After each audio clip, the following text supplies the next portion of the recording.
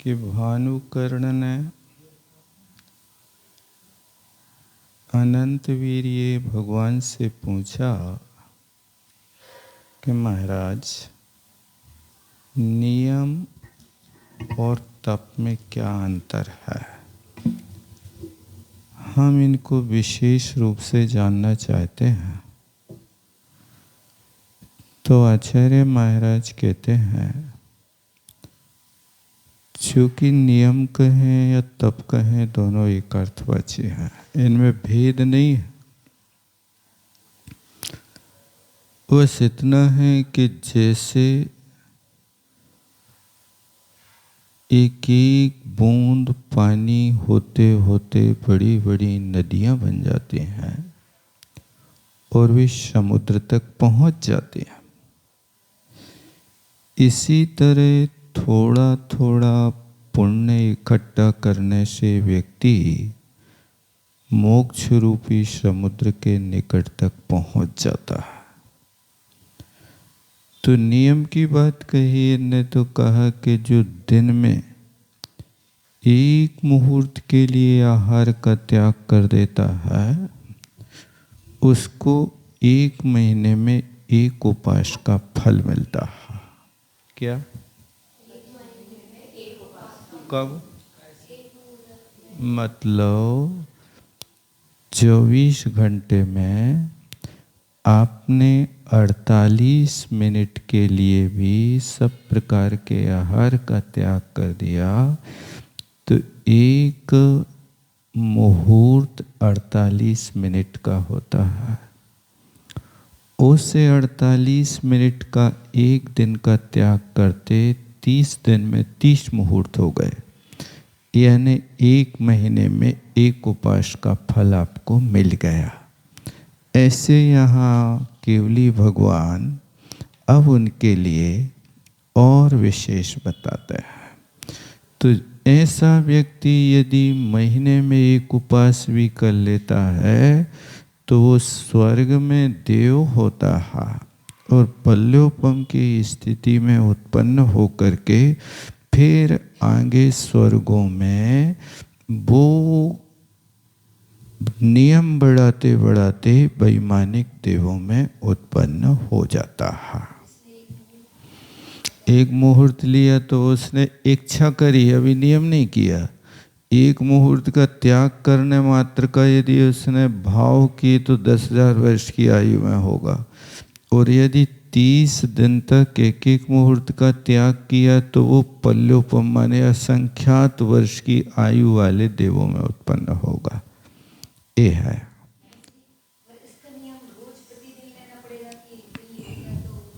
ये तो क्या है, ने जैसे बताया ना कि एक एक बूंद पानी से महानदी बन गई।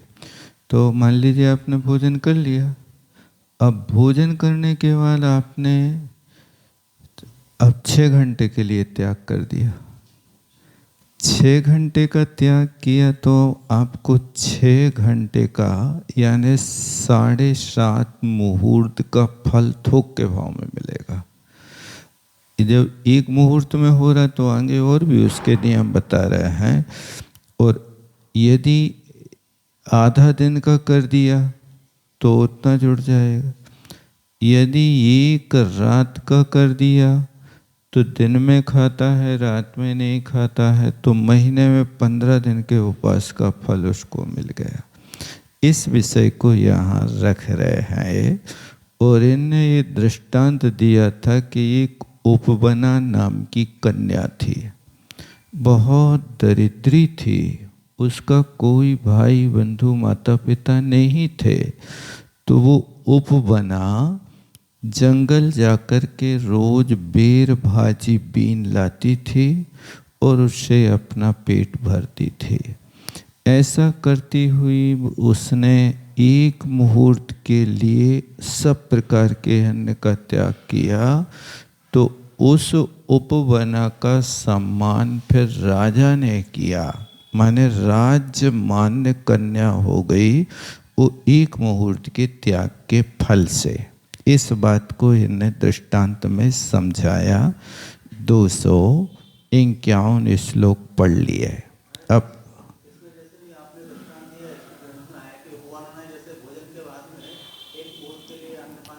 कर दिया तो राजा ने सम्मान किया उसका, तो क्या ऐसा हम लोग कर सकते हैं? देखो, त्याग तो अपने आप में व्यक्ति को महान बनाता है।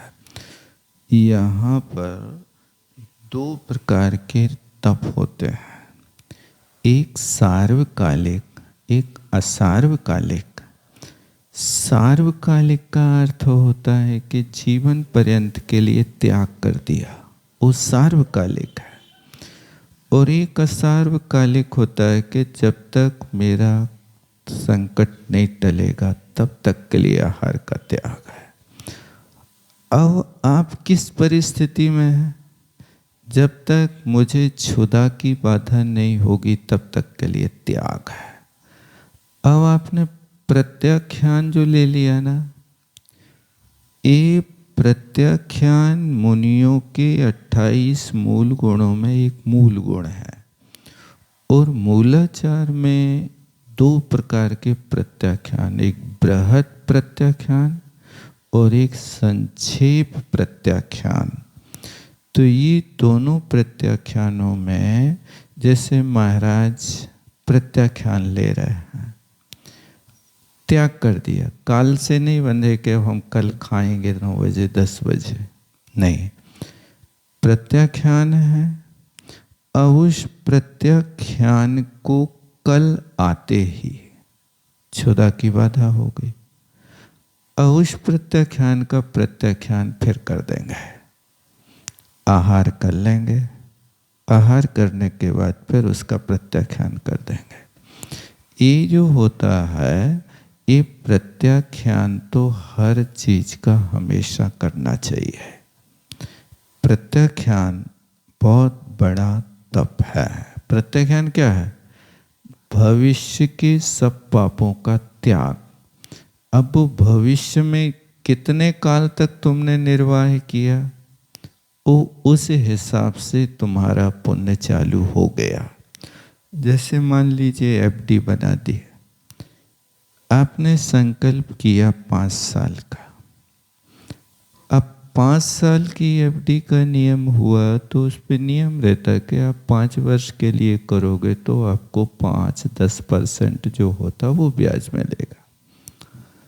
एफडी है, अब 5 वर्ष तक आपका काम नहीं चल सका, आपको 2 वर्ष में खुलवाना पड़ी, तो उस पर लिखा रहता है कि आप यदि 5 वर्ष के लिए करोगे तो इतने परसेंटेज मिलेगा, और 1 वर्ष के लिए, 2 वर्ष के लिए तो वो उसमें से माइनस हो जाएगा। संकल्प तो लिया इतने समय का, लेकिन अब उस संकल्प के बीच में यदि आपके साथ में परिस्थिति होती और एफडी तोड़वाओगे तो एफडी में सेविंग से तो ज़्यादा ब्याज मिलेगा। ऐसा तो नियम है, भले ही आप 6 महीने में, साल भर में कुछ परसेंट नहीं, सेविंग में तो ये है कि 8-15 दिन का तो कुछ भी नहीं मिलता है।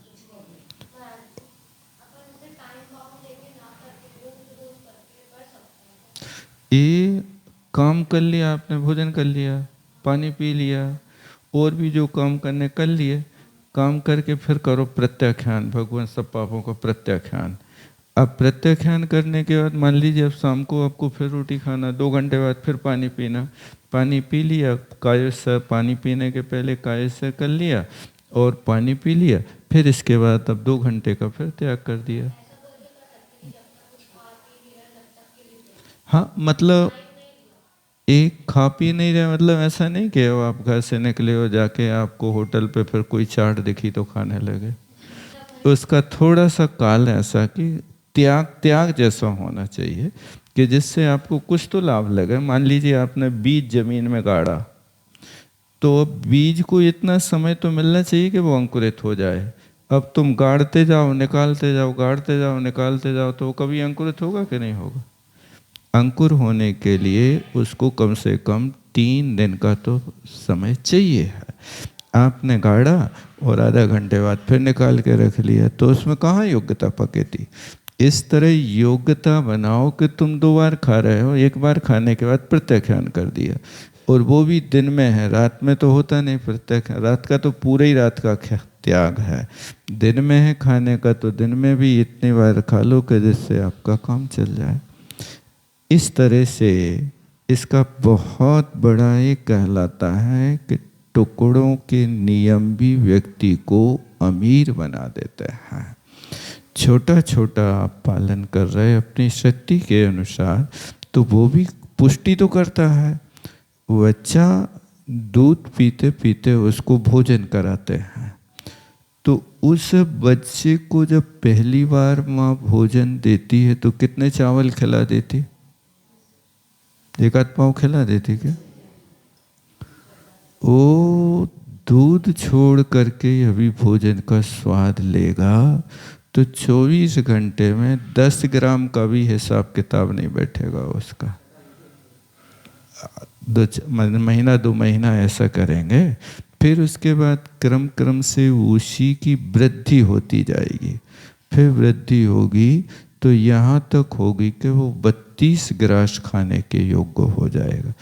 तो उस 4 चावलों के दाने ने उसको पुष्टि करी कि नहीं करी? उसके शरीर को संवर्धन किया कि नहीं किया? प्राणों की रक्षा करी कि नहीं करी? वो प्राणों की रक्षा वहीं से प्रारंभ हुई है। कोई बच्चा कभी ऐसा नहीं होता कि गोद से निकल करके दूध छोड़ करके और भरपेट 4 रोटी खा ले, ऐसा थोड़े होता। इसी तरह नियम है, तो ये नियम थोड़े थोड़े लेते हुए नियम का काल भी बढ़ाना, विशुद्धि भी बढ़ाना और भावों को उत्साहित रखना, तब वो नियम जा कर के पुष्ट होते हैं। अन्यथा तो उसका कोई पुष्टि हो ही गई नहीं।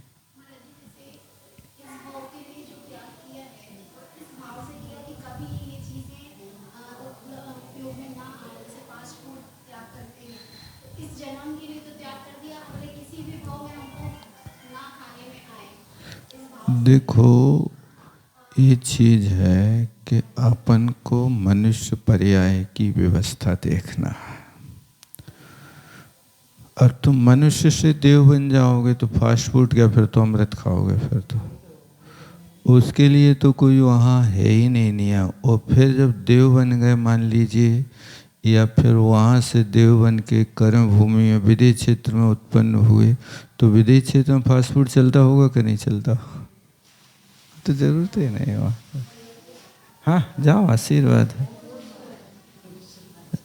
तो ये अपन को मानव पर्याय में त्याग होता है, अन्य पर्यायों में त्याग नहीं होता। देव गति चारित्र शूनी रह गई, हम वहाँ असमर्थ बन के रह गए। देव गति तो चारित्र से शून्य है ही, बस ये है कि वहाँ पर व्यवस्था आपके खान पान की, रहन सहन की और सब चीज़ें इतनी मात्रा में उपलब्ध होती हैं कि जो कहीं आपको इधर उधर झांकना नहीं पड़ता है। खूब वैभव है, खूब शक्ति संपन्न है, वैक्रियक है, भोग तो हैं लेकिन रोग नहीं है। यहाँ भोग है लेकिन उस भोग की मात्रा का अतिक्रमण हो जाए तो तत्काल रोग पैदा हो जाए। 2 रोटी खाते हो, यदि 2 रोटी के स्थान पे 3 खा जाओ तो पेट फूलने लगे। पानी अमृत है लेकिन वही मात्रा ज़्यादा हो जाए तो विष हो जाए। इसलिए पानी का एक नाम विष भी रखा है। कुछ लोगों के लिए लाभ होता है, कुछ को नुकसान होता है। इस तरह से ये चीज़ें वहाँ हुआ करते हैं।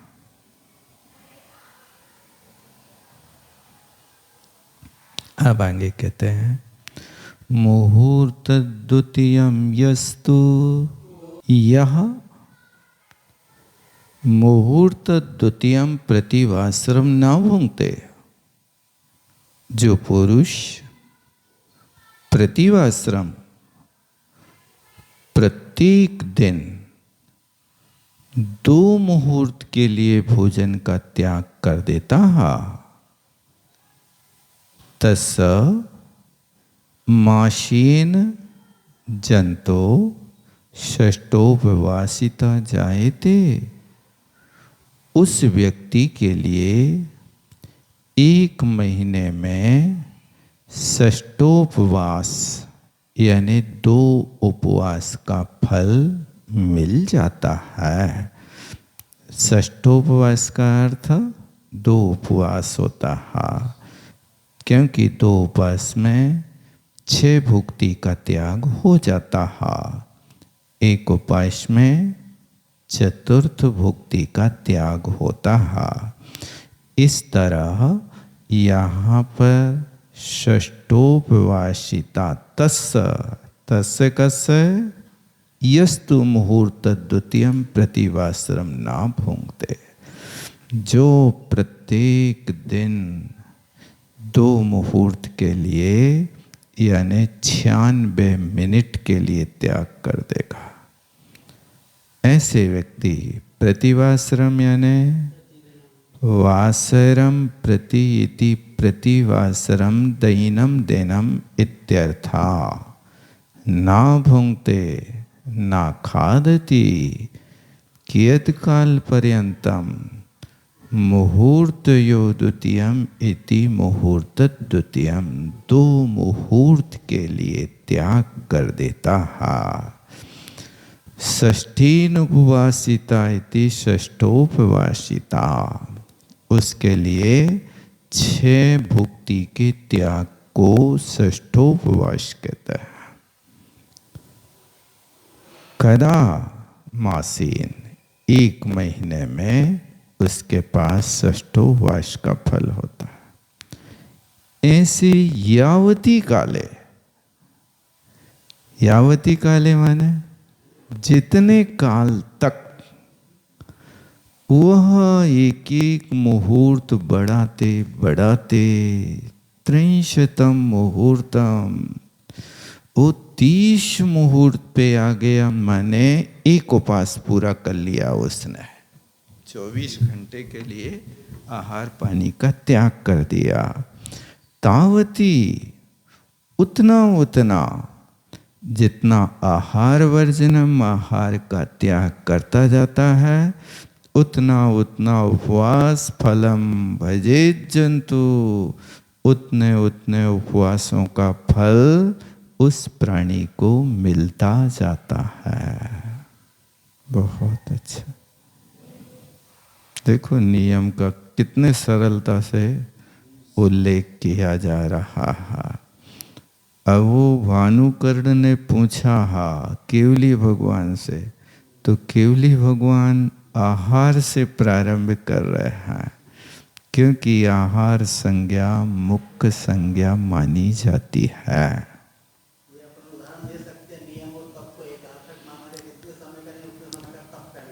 ये तो है ही, इन्हें लिखा है इस श्लोक में, देखो ना 242 नंबर के श्लोक में 14 नंबर के पर्व में लिखा, ततो जगाद भगवान भानु कर्णावधारे नीमश्च तपश्चेति द्वयम एतन्न भिद्यते, इन दोनों में भेद नहीं है, ऐसा यहाँ कहा है।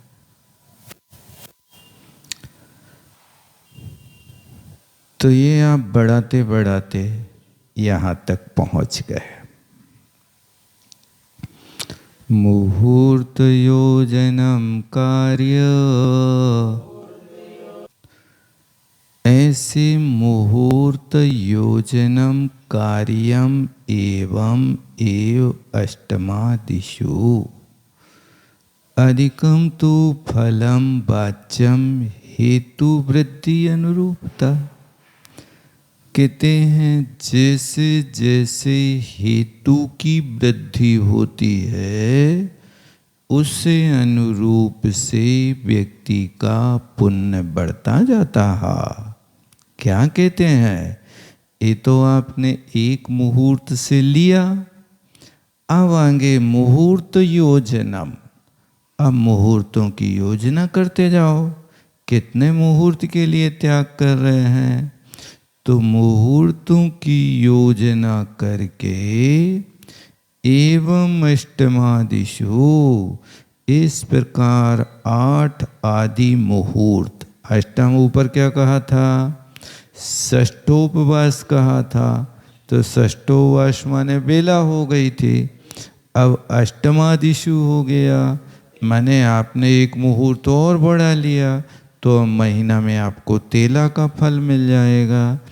ऐसे अधिकम तो फलम वाच्यम, ऐसे अधिक अधिक मुहूर्त बढ़ेंगे, अधिक अधिक फल कहना चाहिए। ये बात तो ठीक है। हेतु वृद्धि अनुरूपता, जैसे जैसे आप उसकी वृद्धि करते जाएंगे वैसे वैसे फल की प्राप्ति होती जाएगी। बहुत अच्छा। और कहते हैं अवाप्य अस्य फलम नाके नियमस्य शरीरिणा, पकड़ना, अस्य नियमस्य, अस्य कहाँ है, अवाप्य से अलग कर लेना, अस्य अलग कर लेना। अवाप्यस्य बनेगा कि नहीं बनेगा,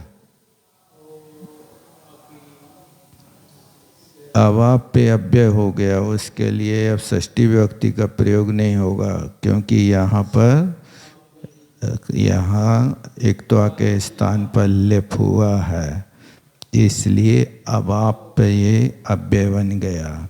उसके आगे अस्य था तो संधि कर दे, नहीं आप उसको षष्ठी विभक्ति समझो। अवाप अस्य, अस्य कस नहीं, नियमस्य, नियम लिखा ना आगे षष्ठी विभक्ति। अस्य नियमस्य, इस नियम का शरीरिणा प्राणी लोग ना के फलम अवाप, स्वर्ग में उसके फल प्राप्त होते। देखो एक मुहूर्त का त्यागी भी स्वर्ग जाता है। अभी तो महीना भर में तुम्हारे उपवास बेला तेल ही हुआ है, उसके फल से कह रहे कि ये प्राणी नियमस्य फलम ना के, इस नियम का फल स्वर्ग में भोगता है। नाक माने स्वर्ग होता है। और फिर वहां से च्युत होकर के, कहाँ से, स्वर्ग से मनुष्यताम समासाध्य, मनुष्य पर्याय को प्राप्त करके अद्भुत चेष्टिताम जायन्ते, ऐसी ऐसी चेष्टा करने वाला पुरुष होता है जो लोगों के लिए आश्चर्य उत्पन्न कर देता है। जैसे कि वहाँ पर प्रद्युम्न कुमार अपनी चेष्टाओं के माध्यम से व्यक्ति के लिए क्या नारायण और बलभद्र जैसे लोगों को भी उसने युद्ध में धराशायी कर दिया था। ये अद्भुत चेष्टाएं उस नियम के फल से प्राप्त होते हैं। बहुत अच्छा। हेतु सब एक अर्थवाची, हेतु है, कारण है, प्रत्यय है। नौकर्म अलग प्रकार का होता है। एक हेतु कई भेदों में विभाजित किया जाता है। एक हेतु जो होता है वो कारण कार्य में ही परिणमन कर जाता है, और एक हेतु होता है कि कारण बनता है लेकिन कार्य नहीं हो पाता है। अग्नि चावल में घुस करके भात बनी तो कारण कार्य में प्रवेश कर गया, अग्नि चावल में घुस गई, लेकिन हसिया से धान काटी तो हसिया से धान काटी तो धान में हसिया नहीं घुसा। अग्नि भी हेतु है, हसिया भी हेतु है, लेकिन वो हेतु होकर के भी वो कारण रूप परिणमन होने वाला है अथवा कार्य की सिद्धि में निमित्त मात्र है। ऐसे उस हेतु को आपको देखना होगा।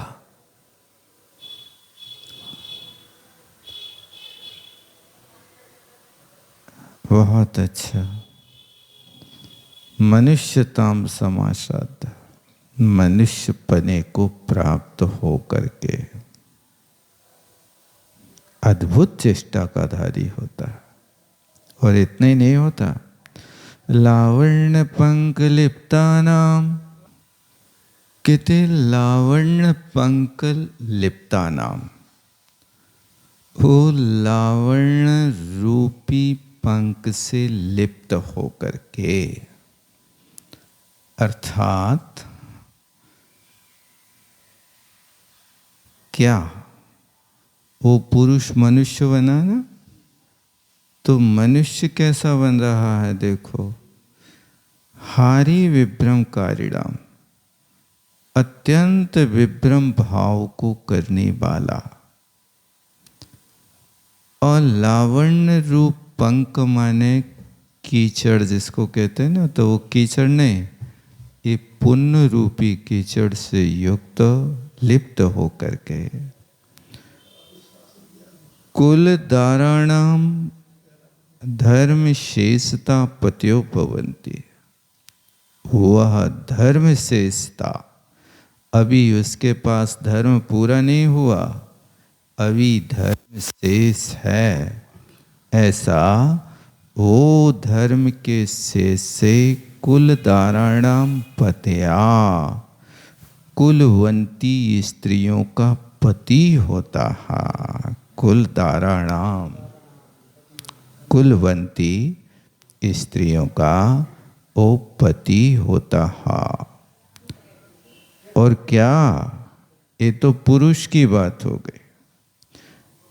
स्त्रियोपि स्वर्गतश्च्युत्वा, स्त्रियां भी स्वर्ग से च्युत होकर के मनुष्य भव को प्राप्त होती है। मनुष्य भवम आगता, मनुष्य भव को प्राप्त होकर के महापुरुष संसेव्य, वे महापुरुषों के द्वारा सेवनी होती हैं, अर्थात स्वर्ग से चलने वाली देवांगनाएं यहाँ आकर के ऐसी स्त्री होती है जो तीर्थंकर जैसे महापुरुष, चक्रवर्ती, अर्ध चक्रवर्ती जैसे महापुरुषों की पटरानी बनती है, और लक्ष्मी समानताम पाती, लक्ष्मी के समान उसकी रक्षा होती है। इस तरह पुरुष और स्त्रियां पुण्यवान पुरुष हुआ करते हैं। मतलब ये है कि कीचड़ का अर्थ यहाँ कीचड़ नहीं लगाना, इतना सुंदर रूप है कि जो रूप ऐसा हो रहा कि मैंने सारी की सारी सुंदरता का कीचड़ एक लपेट दिया होगा। ऐसा पुण्य रूपी पंख से लिप्त व्यक्ति जैसे होता है, वैसा यहाँ पुण्य से लिप्त है, सौंदर्य से लिप्त है, ये उसका लगाना। कीचड़ का अर्थ ऐसा नहीं है, क्योंकि कीचड़ भी जो होता है तो कीचड़ आप अकेले मिट्टी गिलाव का क्यों लगाते, केसर को गार देते तो वो भी तो कीचड़ ही बन जाता। पंख क्या है, वो जिस वस्तु को आपने किसी वस्तु का संयोग करके उसको लिक्विड के रूप में बना दिया, वो पंख कहलाने लगता है। जैसे रोटी है तो रोटी कैसे बनती है, पंख से ही बनती है। आटा है, आटा में पानी मिलाओ तो वे आटा हाथ में चिपकने लगता है कि नहीं चिपकने लगता है। ये हर स्थान पे पंख का अर्थ लगा लेना चाहिए, एक ही अर्थ नहीं, मिट्टी वाला कचड़ा वाला। पुण्य का भी कीचड़ होता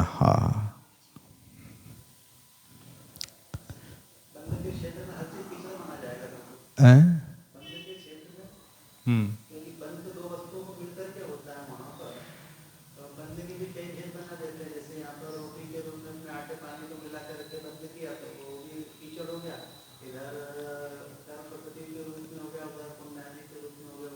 वो तो सब विवक्षाएं कहाँ, देखो ये साहित्यिक शब्द में रूढ़ी शब्द नहीं जोड़े जाते। साहित्य की छटा जहाँ होती है उसको सिद्धांत समझने की कोशिश करो कि सिद्धांत क्या कहना चाह रहा है इसको।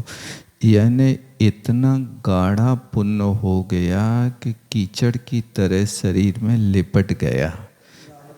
ये गाढ़ा पुण्य है, ऐसा पतला पानी की तरह नहीं। कीचड़ में घुसोगे तो कीचड़ छपेगा, और पानी में घुसोगे तो पानी से गीले तो होगे, लेकिन होने के बाद वो पानी बाहर निकलते ही निकलते सूख जाता, उससे लिप्त नहीं हो पाओगे। जब तक डूबे रहोगे तब तक ठंडक, बाहर आते ही वो अलग भाव होता है। आदित्यस्तमनु प्राप्ते, शाम को आ गए तो आदित्य अस्तम अनुप्राप्ते।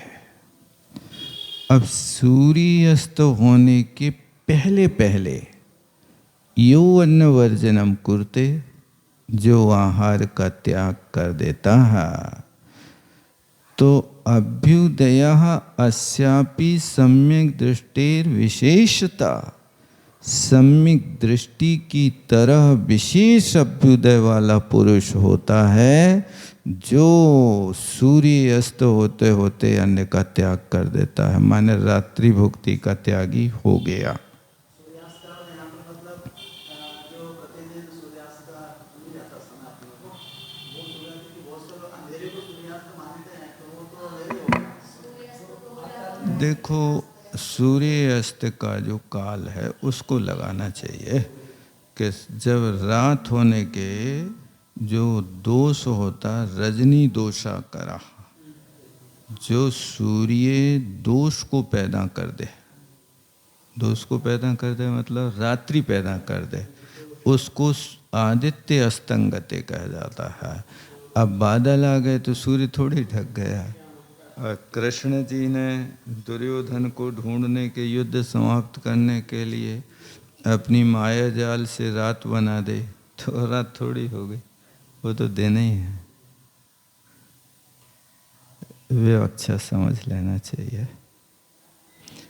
ऐसा व्यक्ति अप्सराः मंडलांतस्था रत्न भास्रे विमाने, वो ऐसे रत्नमयी देदीप्यमान विमान में उत्पन्न हो करके, और अप्सराओं के मंडल माने बीच में बैठ करके, पल्लोपमं कालम धर्मेण अनेन तिष्ठति, वो पल्लोपम काल तक इस धर्म से युक्त रहता है। बस इतने।